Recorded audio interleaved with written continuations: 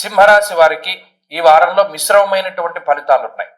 ప్రత్యేకించి ఈ వారం చివరిలో మారేటువంటి ఈ రెండు గ్రహాలు ఏవైతే ఉన్నాయో, గురుడు గాని రవి గాని, అందులో రవి యొక్క మార్పు తృతీయ స్థానంలోకి చాలా అనుకూలిస్తుంది. ఇప్పటికే తృతీయంలో ఉండేటువంటి కుజుడు యోగిస్తూ ఉన్నారు. ఆ కుజుడితోటి కలిసినటువంటి రవి కూడా ఆ తృతీయము అంటే ఉపచయ స్థానంలో మరింత అనుకూలమైనటువంటి ఫలితాన్ని ఇస్తాడు.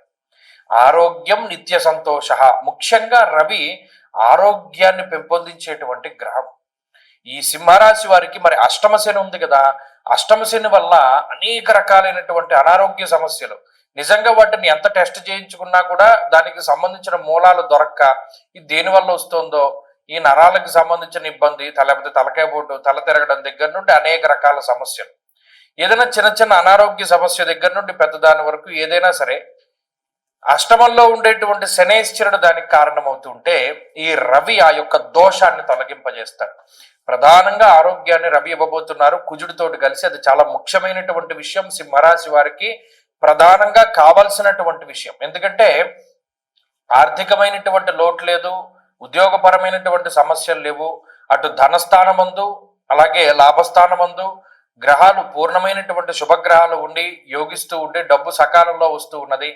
మానసిక ప్రశాంతత కొంత తక్కువగా ఉండి అనారోగ్య సమస్యలు, ప్రత్యేకించి మానసిక భయం, అమ్మో ఏదైనా ఇది ఈ చిన్నదే వీరికి ఇది ఏమైనా పెద్దదవుతుందేమో, లేదా ఏదైనా చిన్న ఆరోగ్యపరమైన సమస్య వస్తే ఇదేమో పెద్ద ఆరోగ్య సమస్య ఏమో అని భయం వేస్తూ ఉంటుంది. అటువంటి వాటన్నిటి నుండి రవి కాపాడుతారు. రవి ఒక నెల రోజుల పాటు ప్రశాంతమైనటువంటి వాతావరణాన్ని ఇస్తారు. తులా సంక్రమణం రవికి చాలా మంచిది సింహరాశి వారికి. కాబట్టి అటు ఈ గురుబలం కొంత తగ్గినప్పటికీ రవి ఇచ్చేటువంటి శుభ ఫలితాలతోటి సింహరాశి వారికి ముందుకు నడుస్తుంది. ప్రత్యేకించి రవి, కుజుడు, శుక్రుడు, చంద్రుడు ఈ గ్రహాలన్నీ కూడా యోగిస్తూ ఉంటాయి. ఈ వారంలో అయితే గురుని యొక్క బలం కూడా ఉన్నది. కాబట్టి ఈ వారం చివరి నుండి తగ్గుతుంది, కానీ అప్పటి వరకు కూడా ఈ రాశి వారికి గ్రహగతులు బాగున్నాయి. అటు ఉద్యోగ పరంగా, వ్యాపార పరంగా, కుటుంబ పరంగా, శుభ కార్యక్రమాలకి సంబంధించి అన్నింటా కూడా చాలా పాజిటివ్ గానే ఉన్నది.